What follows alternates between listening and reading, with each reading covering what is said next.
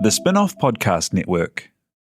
Contact Energy's good plans give you periods of free or discounted power. The more of your current energy usage you shift to these times, the more you could save. Learn more about these plans at contact.co.nz/good plans. Conditions, fair use policy and eligibility criteria apply. Power refers to electricity.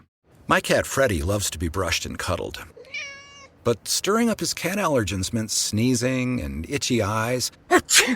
Then I found Purina One Live Clear. It's cat food that reduced the major allergen and my suffering in as little as 21 days. Now, we feel closer than ever. If you have issues with cat allergens, you really need to try Purina One Live Clear. Try new Purina One Live Clear today. Purina One, a difference from day one. Ben's buffering. Ben's buffering. At least he's not burping. Buffer.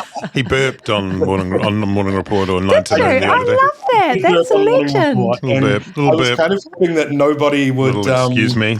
Nobody would kind of pick up on it, but then I got a number of messages about it, so I thought I'd have to address it directly. You're the man, Uncle. I heard it. Love that. I heard it. I I was love that. shocked. I That's was so shocked. dope. The key is just continue on and hope you gaslight people into thinking that they imagined it. As it were.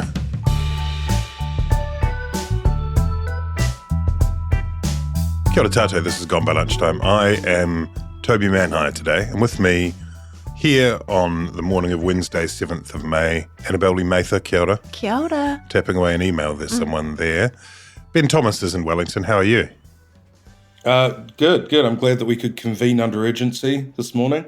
You've got a lovely light on the ceiling above you that makes you look quite godly, like almost like the Virgin Mary. It's almost as if you are in a conclave. I was going to say, maybe he's going He's to be the next one. pope. Well, we'll keep our eyes out for Beautiful. white smoke emerging from the monitor. Te Ahi Butler, good to have you here. Kia ora. With your steed, Shiloh, comfortably sleeping on a cushion on the floor. There's been a lot of news in recent times. There has? With the return of Parliament, perhaps that's part of it, but just a lot.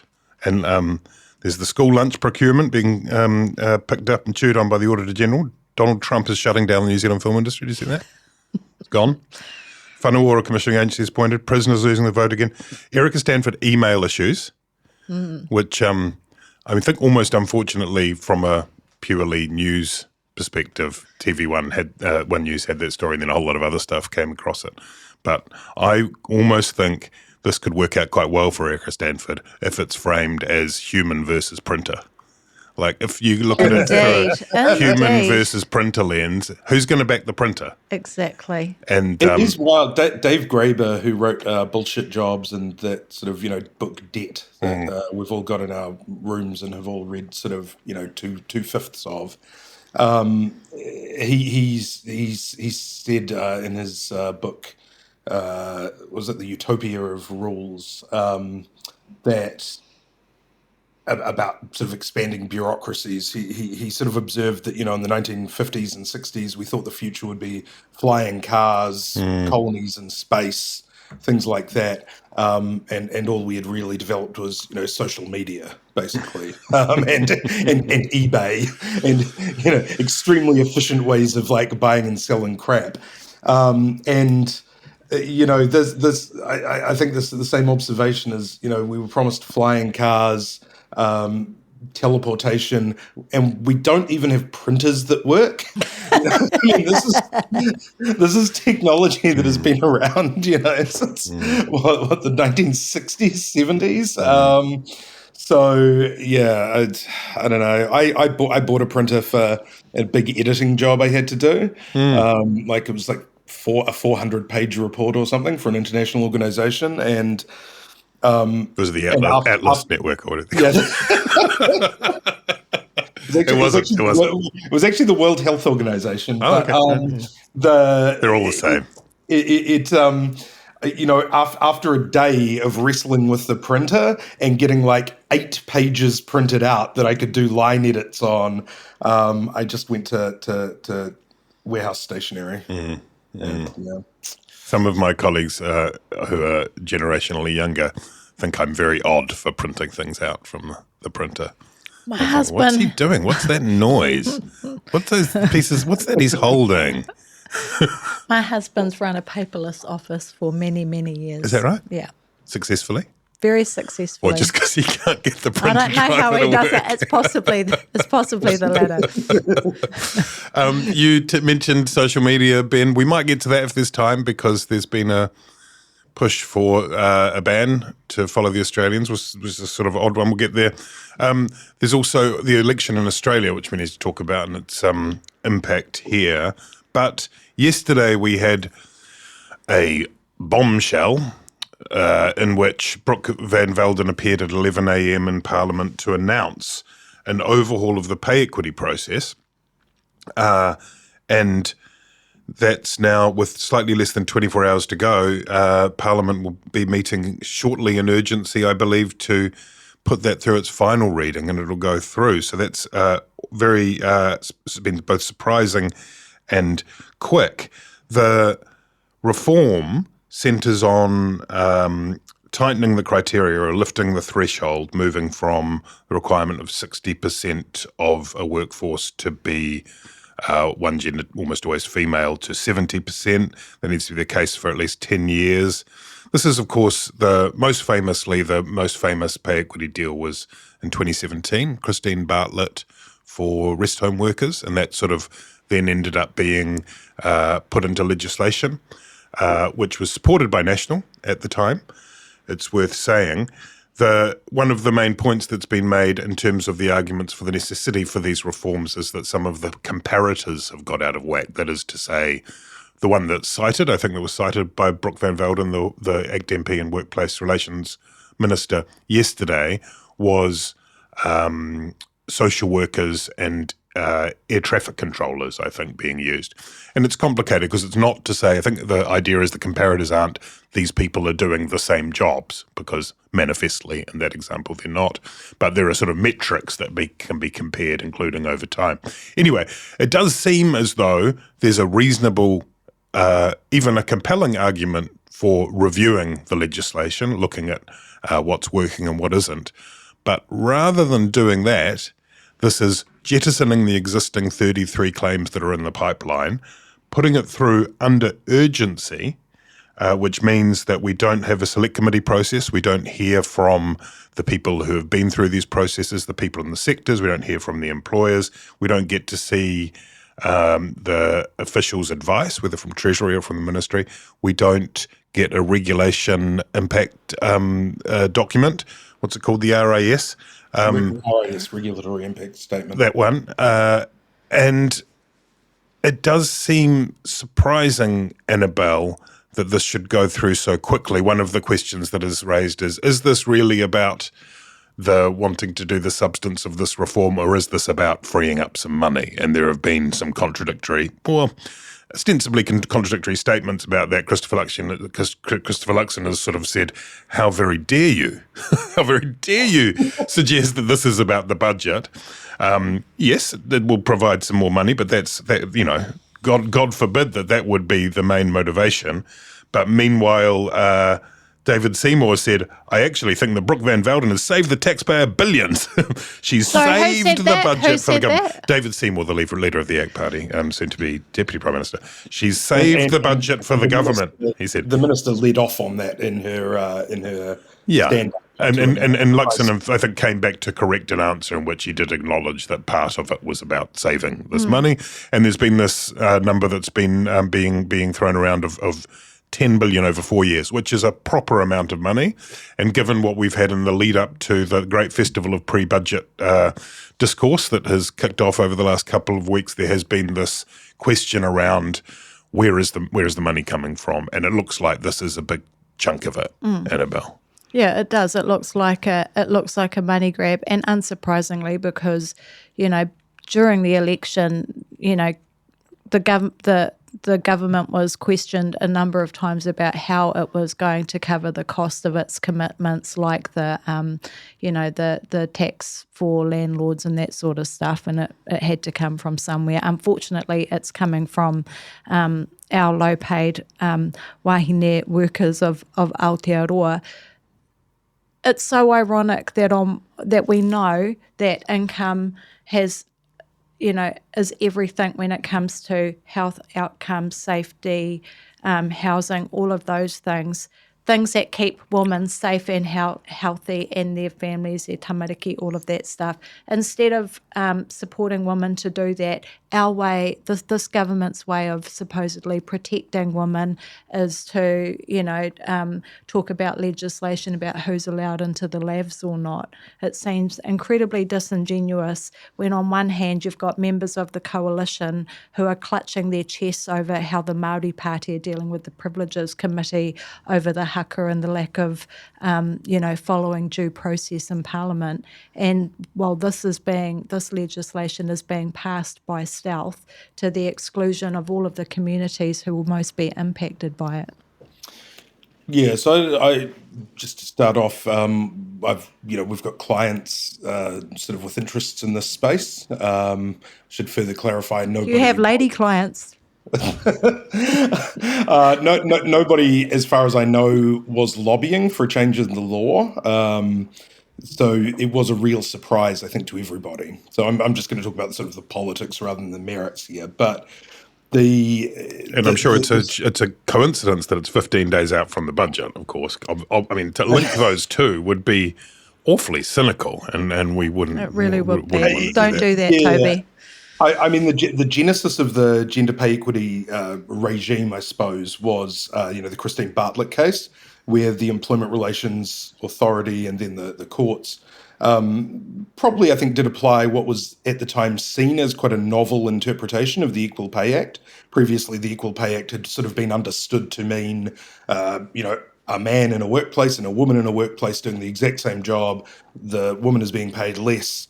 That's discrimination under the Equal Pay Act. And because of that, various governments, Labor governments, and even very briefly the John Key government, were at the beginning were looking at these sort of schemes for sort of looking at how do you kind of address the historical disparities between woman-dominated industries historically, things like everything from caregiving to teaching to even these days journalism.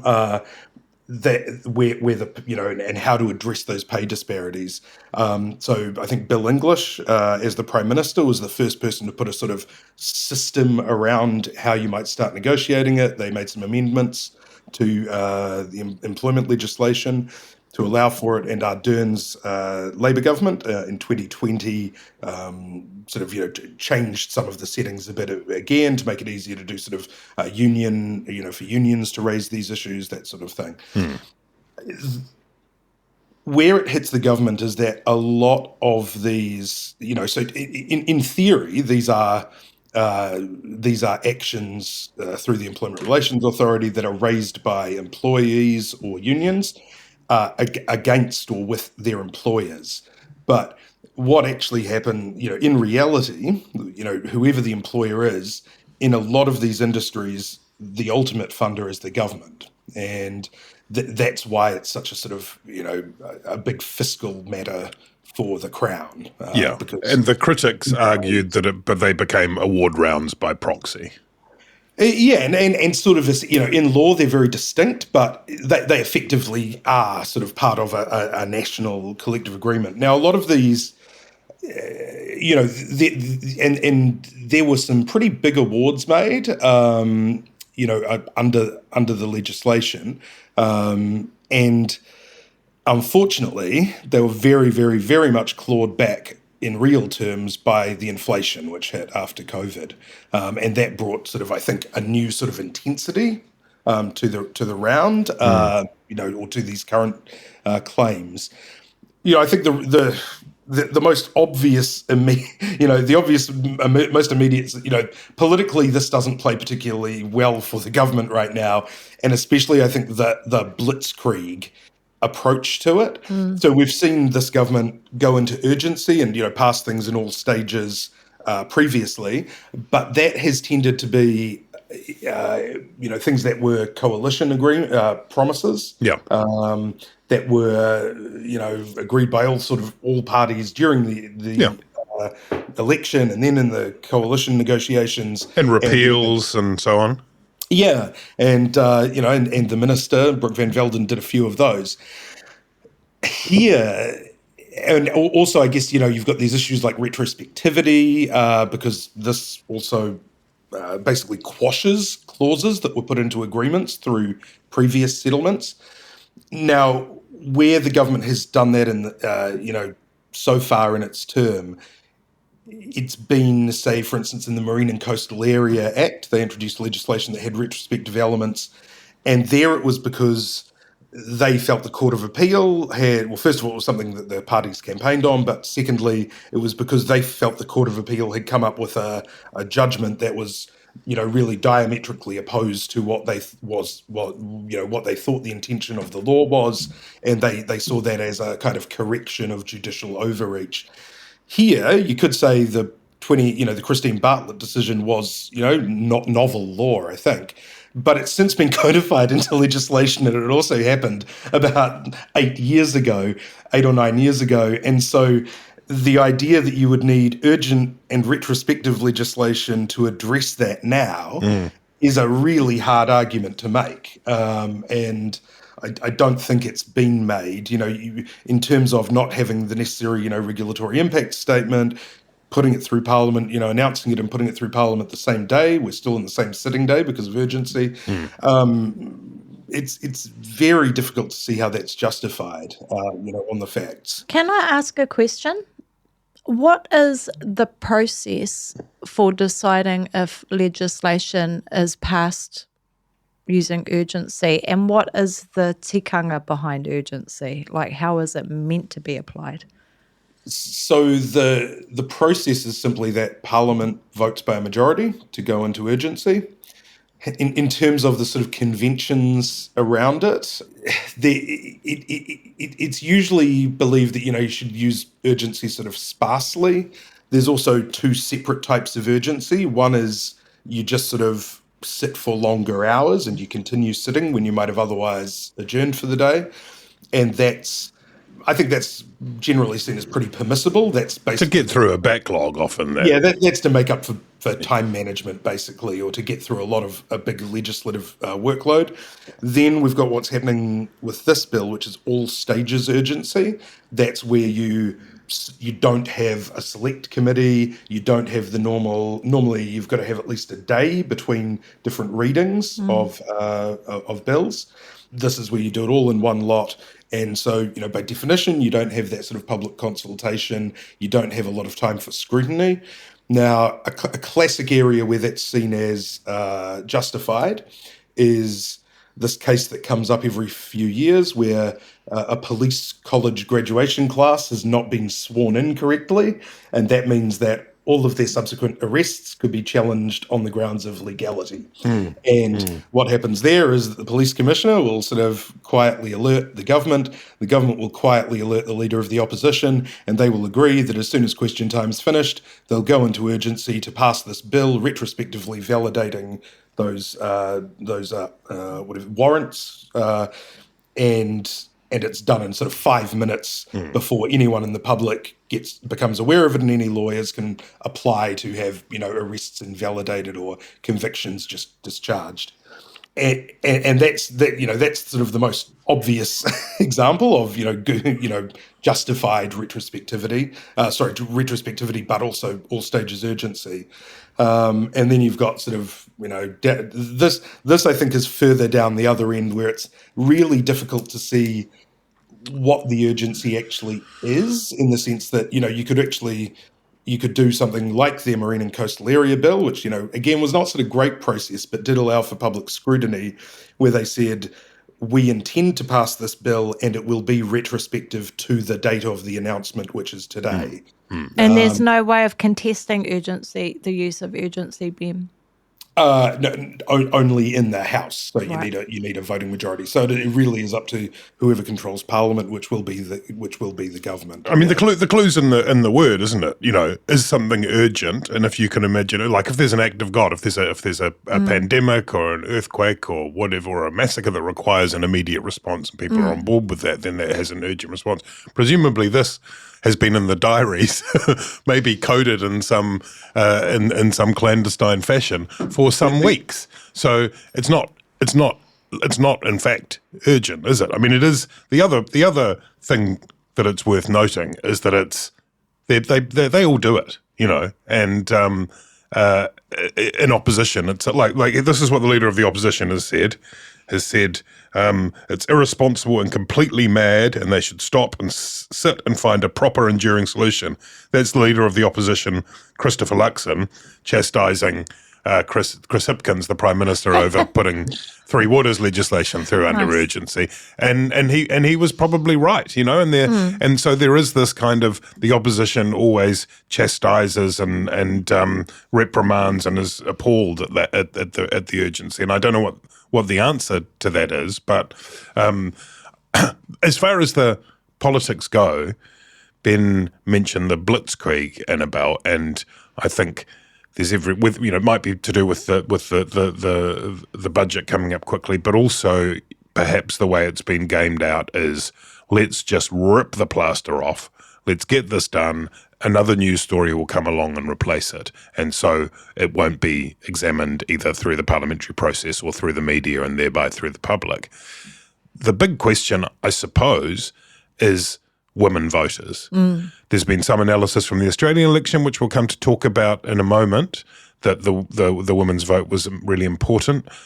For the National Party, when it had its years in opposition, the number that all stood out, and you talked to people in the National Party and they were very alert to this, was the problem they had with women.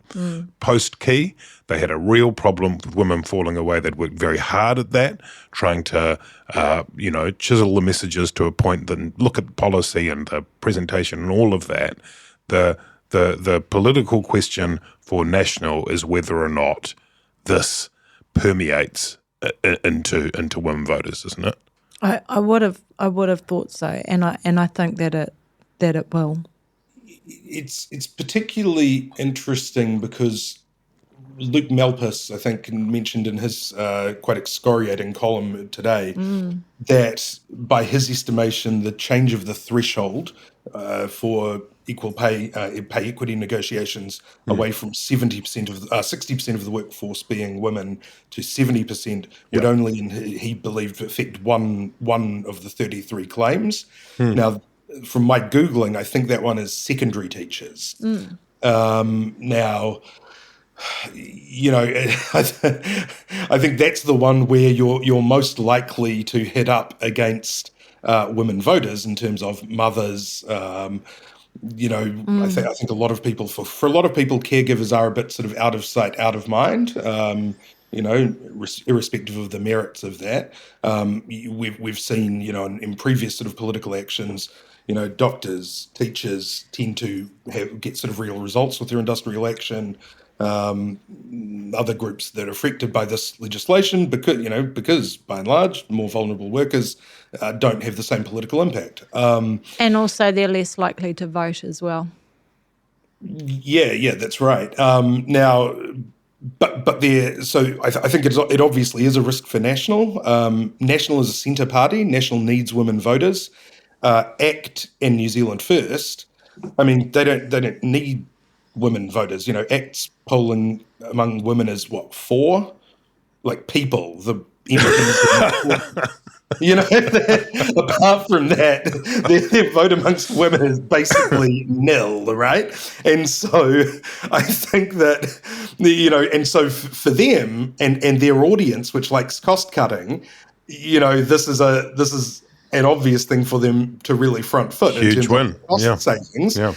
For Christopher Luxon, who dreams of one day getting those sort of John Key sort of national numbers, which did require bringing over suburban centrist women, the so-called John Key women, the Helen Clark women, whatever.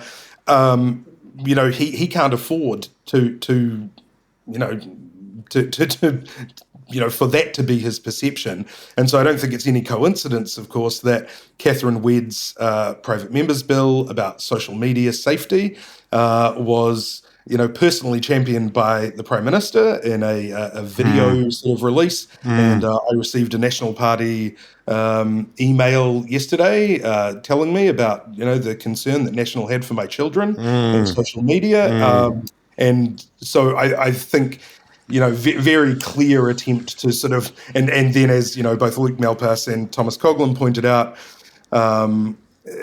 once in urgency, both the Prime Minister came down to hose down the idea that it might be in any way about cost, and then Nicola Willis, flanked by 4 other women cabinet ministers, came down to sort of,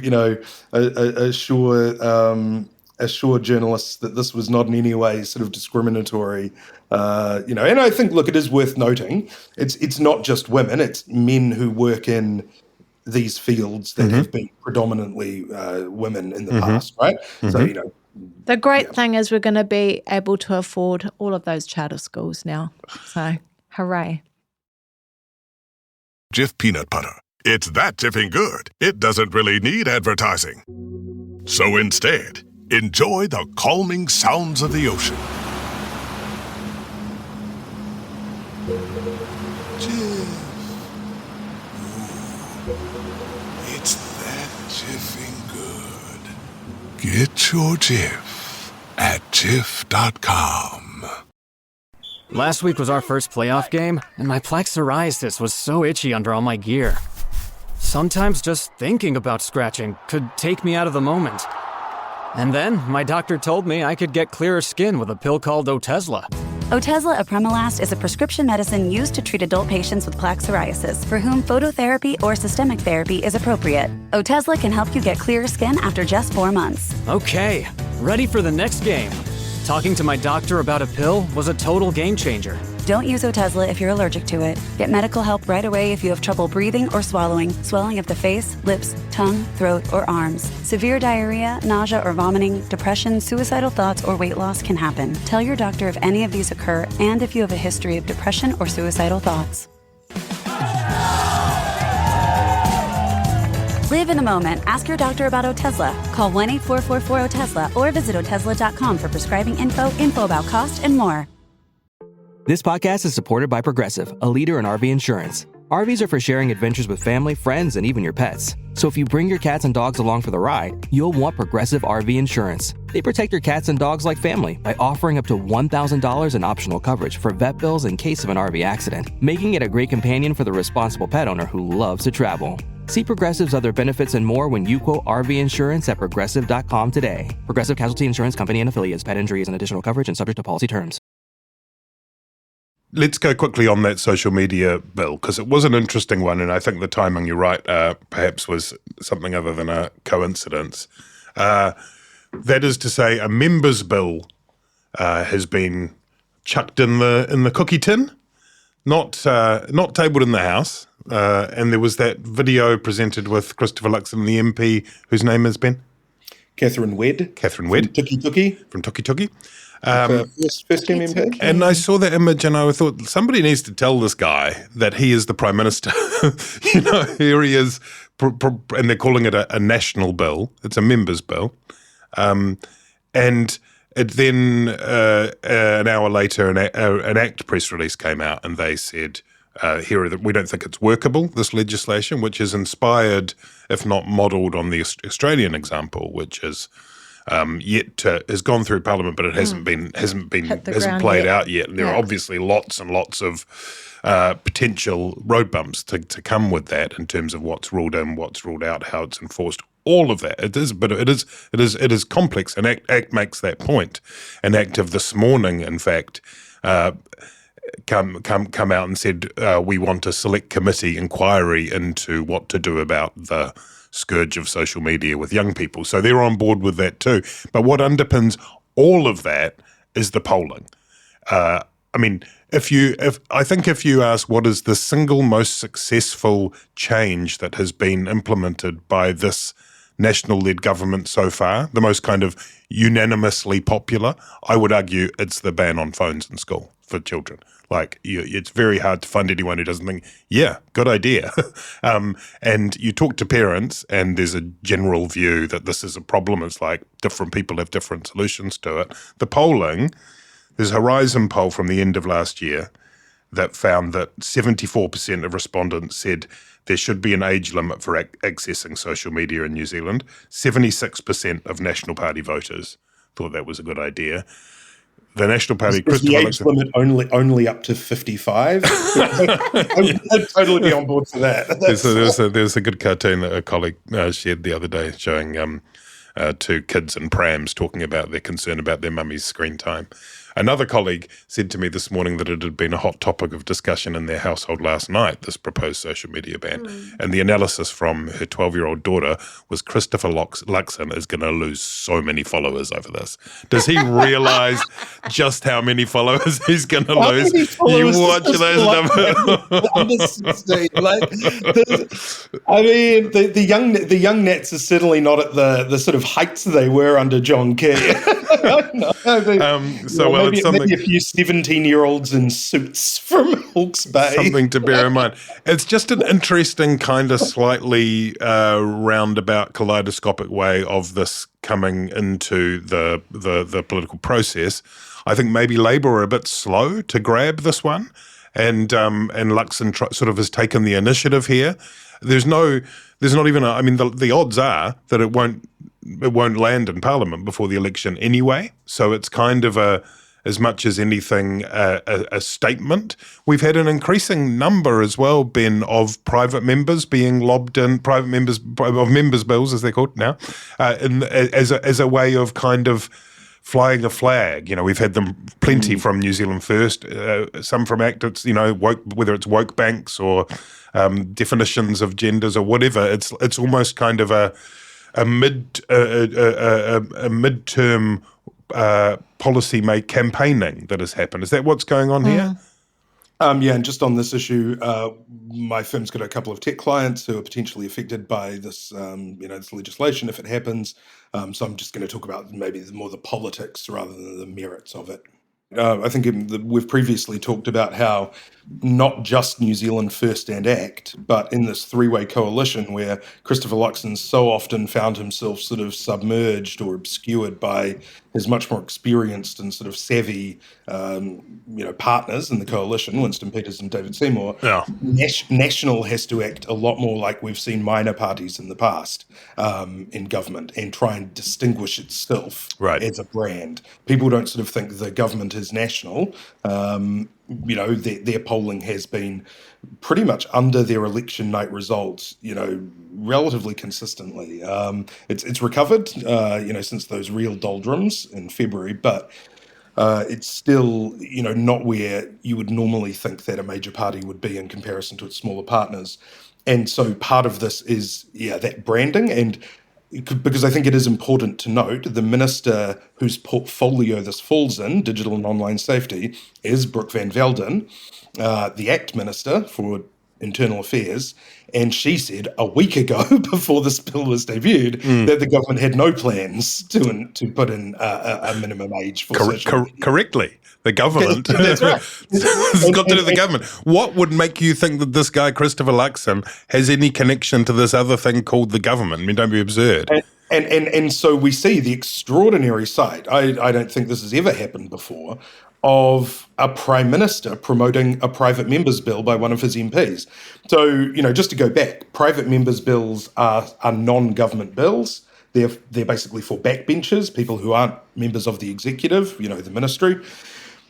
And they only get debated rarely in Parliament, every second Wednesday, but it often gets bumped. So it takes a long time for these things to get through the system. And even to get into the system, they have to be drawn basically in a lottery from a biscuit tin, alongside, I think there's currently 70 proposed members' bills in the Office of the Clerk. So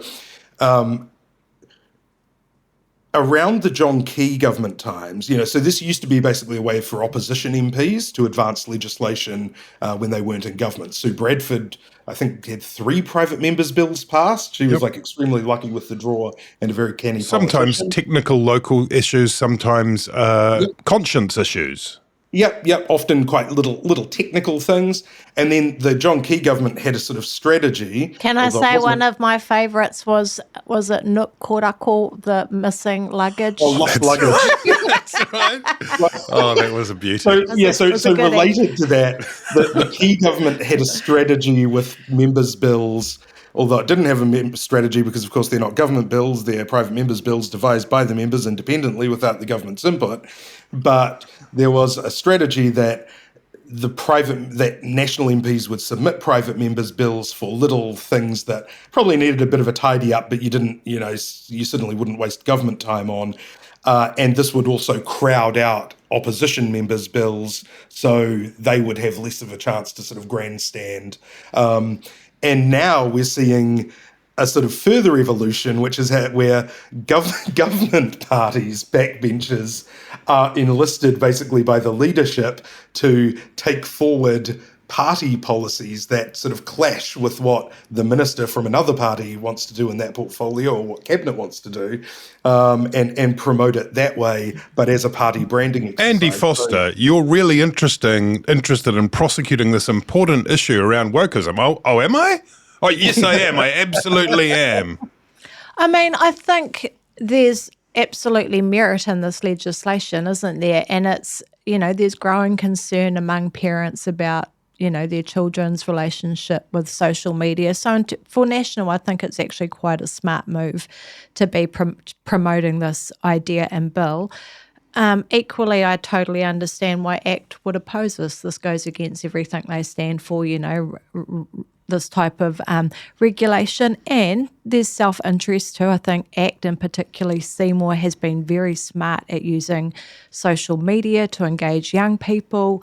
We saw him do it very effectively during Dances with the Stars and all of that sort of stuff. So I see why they would be strongly opposed. I do think it's interesting that they would come out with a press release to pour cold water all over it. And I mean, it seems a bit over the top, but I guess is this Seymour's way of ensuring that ACT isn't subsumed as a minor party by National, and that, that classic thing of, all minor parties in a coalition get punished afterwards? Is he constantly reminding the public that he is very separate from National and unafraid to rain all over their parade every opportunity he gets, and it's less about having this bellicose relationship with the Prime Minister and National, and more about self-preservation? Well, I mean, that's what the lesson of MMP governments, isn't it? That the small guys have to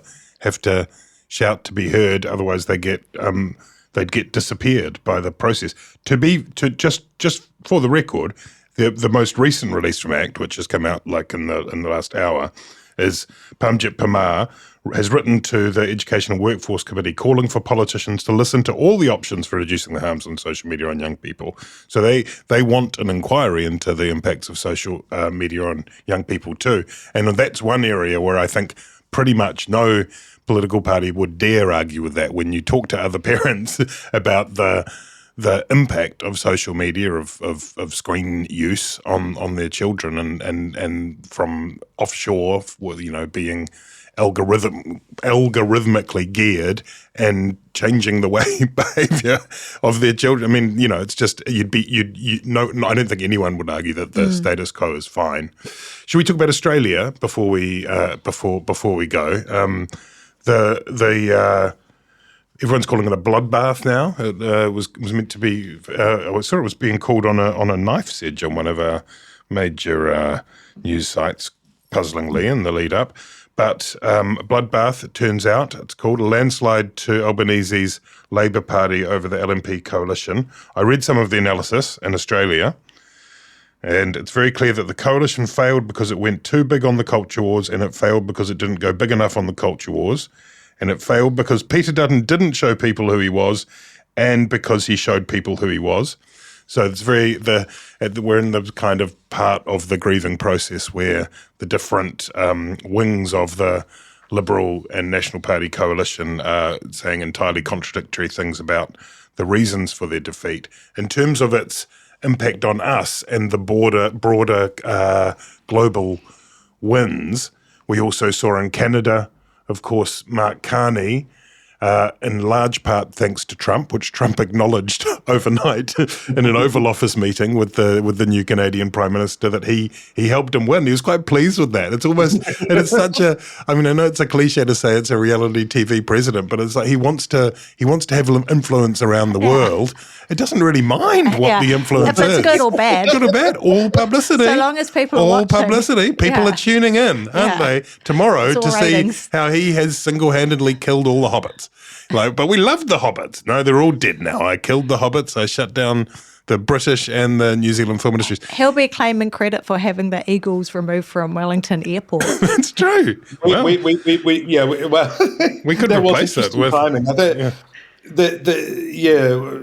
It's interesting because Christopher Luxon, I think, has benefited from this, particularly in the last few weeks, just by being a sort of standard centrist, free trade exponent, and he just like Albanese, benefits by the comparison. Not so much that rally around the flag effect that Mark Carney got. No. It was sort of direct conflict with Trump. Exactly. But just sort of the contrast with the chaos coming out of the United States.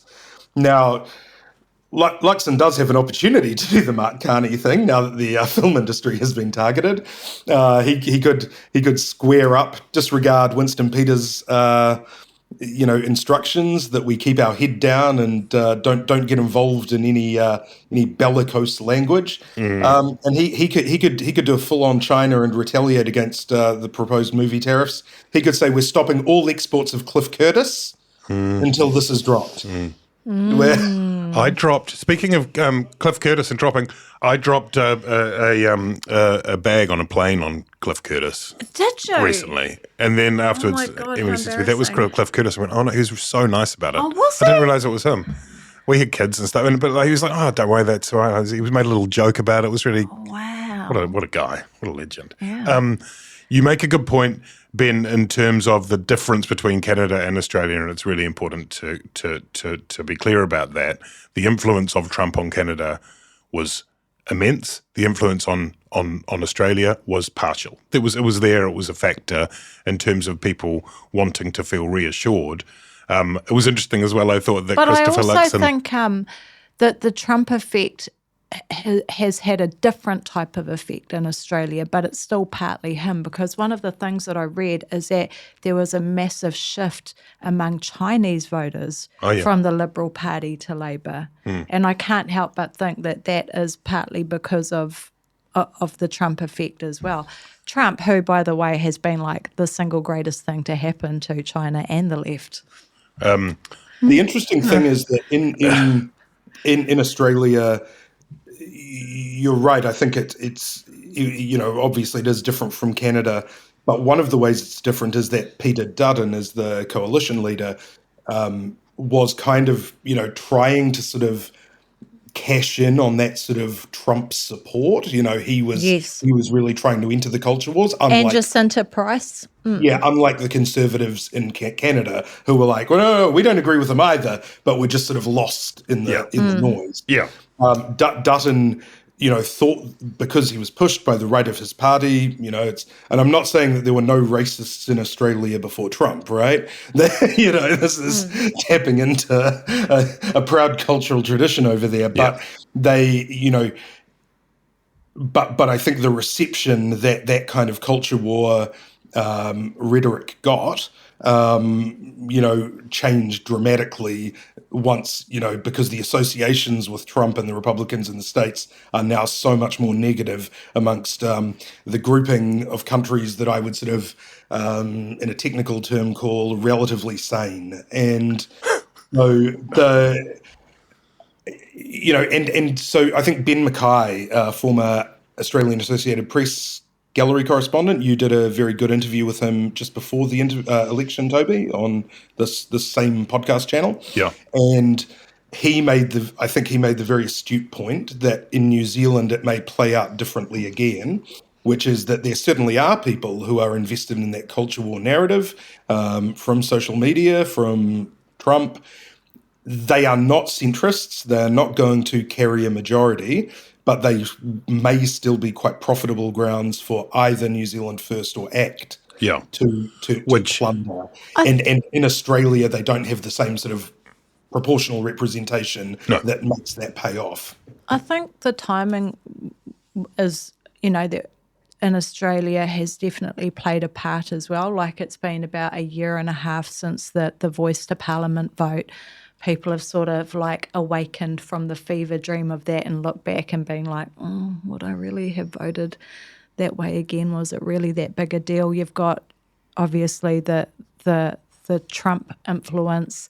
And I think too, Gaza, you have, because there was an increase in the youth vote, you've got, a section of the Australian society who clutch their chest because they've been exposed to the horror of having to sit through a welcome to country, and it enrages them. On the other hand, you've got these young people that are watching images of children in Gaza being blown to smithereens or starved to death day in, day out, and they see the absolute hypocrisy of the culture wars versus what's happening over there. So I think all of the confluence of all of these issues has played a part as well. It just didn't feel like the time for a Peter Dutton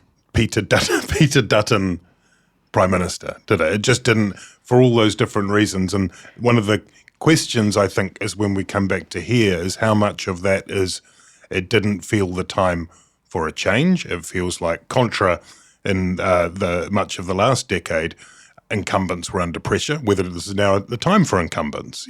Carney came back. The local elections in the UK might contradict that to some extent, but there is a different kind of level of elections where Farage succeeded. It was interesting that Christopher Luxon, who of course is advocating the line that this is a victory for incumbency because he is the incumbent, chucked Lawrence Wong into the mix in Singapore, where there was an election in Singapore the other day. But incumbents winning in Singapore is not a news line. Do you know who this is really a victory for? And this is how I will remember this Australian election. This is a victory for people who, like myself, are alphabetically challenged. The Labour Party that doesn't even spell its own name correctly won by a landslide, and I could not be more thrilled. Yeah, that's true. Just to drag it down briefly again. So whether it's a win for incumbents or a win for the left, obviously for Labour, they would rather say this is actually the people want a centre-left. They want, coming out of a cost of living crisis, they want more of a protection and so on. On that movie thing, I thought it was interesting that Whip Hipkins came in quite hot on that. He sort of seemed to go up, not massively, but up a level in terms of denouncing Trump. And I think it will be interesting vis-a-vis the Trump effect to see whether anybody tries to seize that. If you look at the UK again, Ed Davey, who's the leader of the Liberal Democrats, who is most often to be seen doing photo opportunities in fairgrounds, he has tried to grab it as his, because the Labour Party as the government under Keir Starmer, partly through their cautious nature and partly because they don't want to piss off Washington, can't quite get in there, and the Tories are the Tories. So I guess what I'm interested to see is whether or not the Labour Party ups the rhetoric on Trump, or even whether the Greens or Te Pāti Māori, or it seems like there's some territory here to speak up for a set of New Zealand values versus the kind of wafting Trumpism around the world. There is, but can I just speak to the issue of the tariffs on film, which is that, this should be a lesson to the government about taking your eye off the ball, because our film industry is incredibly important, and the only things that we've really heard from the government about our film industry is challenging the Film Commission over their trip to Cannes. This is a $1 billion industry to New Zealand, and when they had the select committee hearings last year, they actually put the New Zealand Film Commission in with RNZ and TVNZ instead of with, you would think, with the other funders like New Zealand On Air and Te Māngai Pāho, which just goes to show you the absolute lack of interest and engagement, with that sector, and it is so important to us. I should say on that point, before farewelling beloved listeners, that there was an episode of The Fold with Duncan Grieve and Glenn Kine recorded yesterday morning, wasn't it, Tiahi? Discussing that very issue, the impact on the screen sector. So find that in your usual platform, podcast provider, yada, yada, yada. It's quite good. Anything else? I think that's enough. I think we're done. All right. Good luck with the conclave, Ben. Lots of love.